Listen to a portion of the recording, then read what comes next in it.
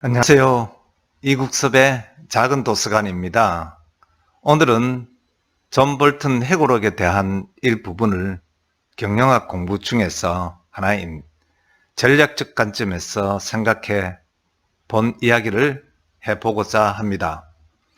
저는 요즘에 많이 회자되고 있는 존 볼튼 미국의 안보보좌관이 쓴 책 The Room Where It Happened 내용 중에서 한 부분을 제가 배운 경영학의 지식을 통해 다소 엉뚱할 수도 있다고 볼 수도 있겠지만 제 나름대로 상상을 겸비한 분석을 해 보았습니다.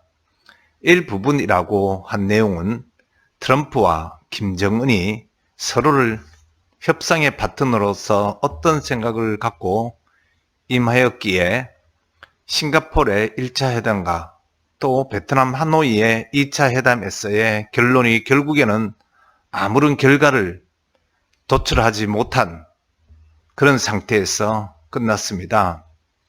그래서 그 부분을 분석해 보고자 합니다. 다소 무리가 있고 저의 지식도 짧고 한계가 있는 허접한 분석일 수도 있을 것입니다. 그저 지나가는 친구들과 차를 한잔하면서 한담을 한다는 정도로 보면 좋을 듯 합니다. 우선 트럼프는 자본주의의 제1주자인 미국에서 나름 훌륭한 성과를 이루어낸 비즈니스맨입니다. 또 MBA 과정으로서는 세계 제1을 다투는 펜실베니아 대학의 와튼 스쿨에서 MBA 과정을 마친 그런 사람입니다.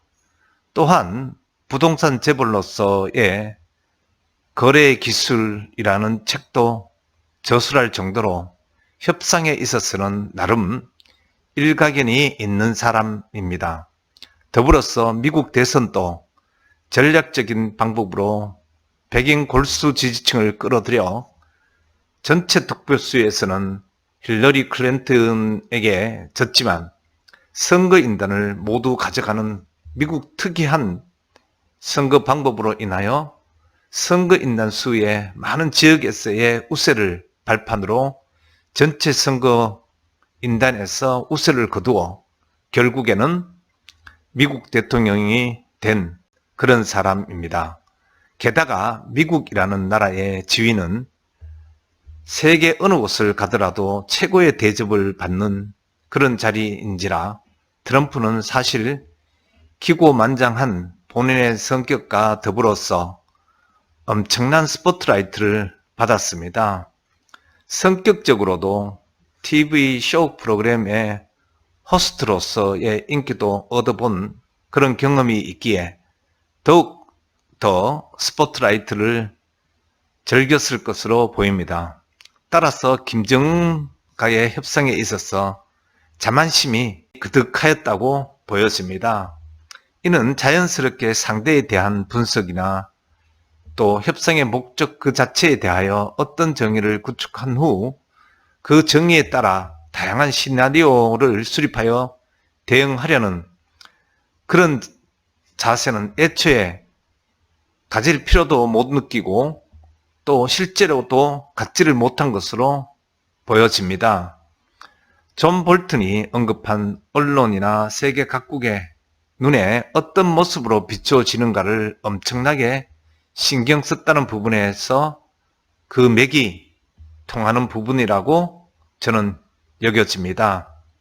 따라서 저의 일천한 지식으로 보았을 때 경영학에 있어서 배웠던 전략적인 협상 구축에 있어 몇 가지 실책을 저지르고 회담이 진행된 것으로 보여집니다. 그렇게 보여지는 이유로 그 첫 번째는 우선 전략적인 관점에서 보았을 때 우선 협상의 목적에 대한 정의가 명확해야 하는데 그 정의를 내림에 있어 너무 나이브하게 접근한 것으로 보여집니다. 또 두 번째로는 협상의 목적에 대한 정의를 바탕으로 테이블에 올릴 수 있는 다양한 제안을 나름 그룹핑하여 최소한 3가지 안 이상으로 갖고 갔어야 했는데 뭐 아니면 더 정도로 너무도 나이브하게 준비를 한 것으로 보입니다. 또 3번째로는 협상 상대방에 대한 분석이 전혀 없었던 것으로 보입니다.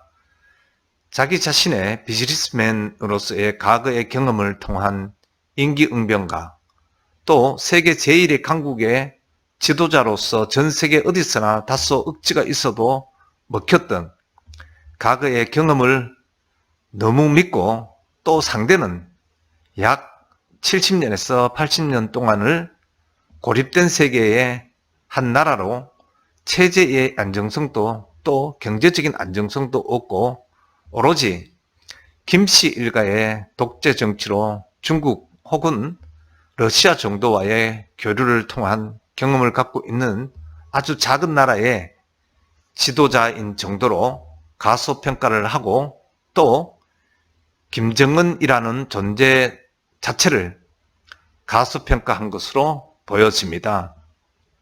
또한 나이도 일천하고 경제력도 미미하고 국제적인 위상도 없는 북한의 지도자를 너무 간단하게 생각하여 특별한 협상을 위한 준비가 소홀하게 본 것으로 제 나름대로 판단이 됩니다.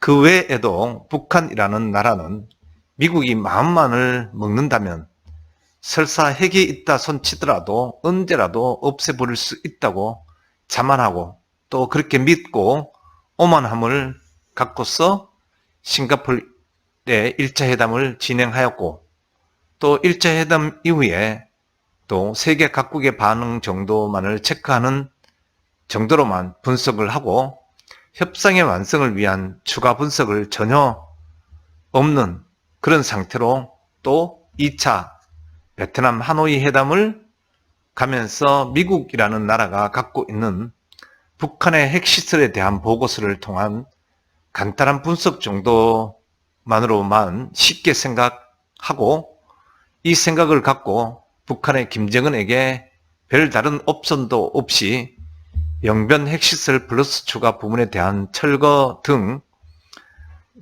그리고 새롭고 예상하지 못한 옵션을 불쑥 제안하여 상대방인 김정은이 이러한 제안에 대하여 다른 대응책을 내놓지도 못하는 상황을 만들어서 궁죽통이라는 전략도 대응을 못하게 한 것으로 보입니다.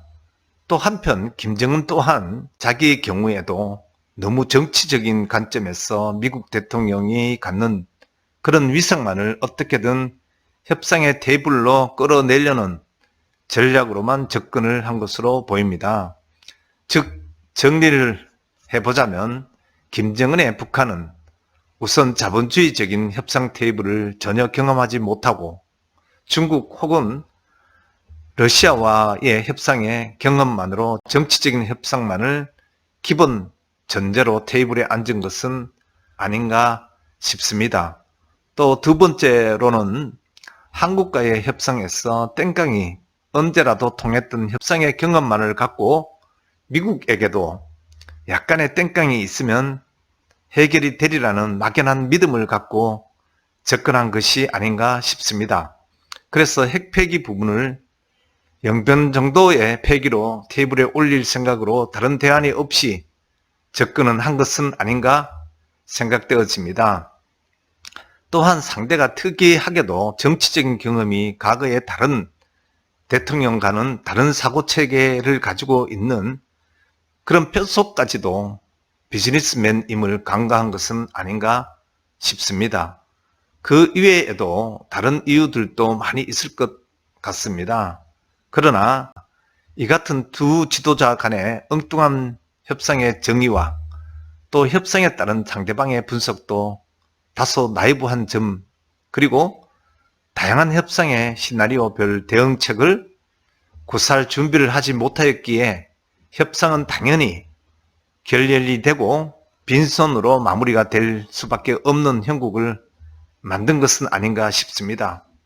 그래서 제가 내린 나름의 분석은 협상을 위한 목적에 대한 정의의 부재를 첫선으로 꼽고 또 두 번째는 협상 상대방에 대한 존중과 철저한 분석이 뒤따르지 못한 점, 그리고 세 번째는 서로 간에 협상의 목적 자체가 일치하지 않았던 것이 문제점으로 꼽고 싶습니다.